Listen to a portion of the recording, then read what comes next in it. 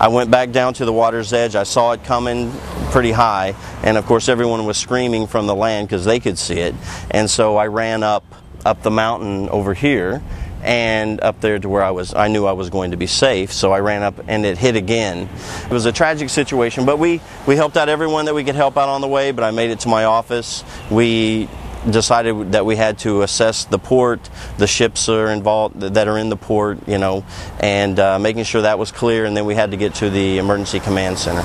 We knew that more waves were coming. We knew that it was going to be more, but in the Coast Guard, the Coast Guard is all about saving people. That's all we do. We don't know, it's you know, like a fireman or a police officer. If there's trouble, you run toward trouble. You don't run away from trouble.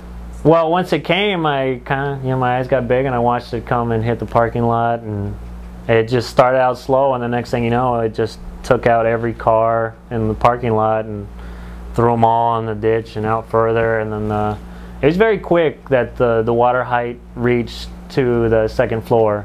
So about after the third wave, we went out, myself and some of the other people, some of the Park Service guys, we started doing search and rescue type stuff, looking for people. There was a few people injured that we just, you know, kind of helped get to higher ground, but it was mostly you just found people that had drowned. It really wasn't until our C-130 came down that night with the governor and our CO, the captain of the port at Sector Honolulu, and along with FEMA personnel and other Coast Guard personnel from the IMAT team, who are, that's what they do a lot of times. They fly out to incidents and they set up the ICS system.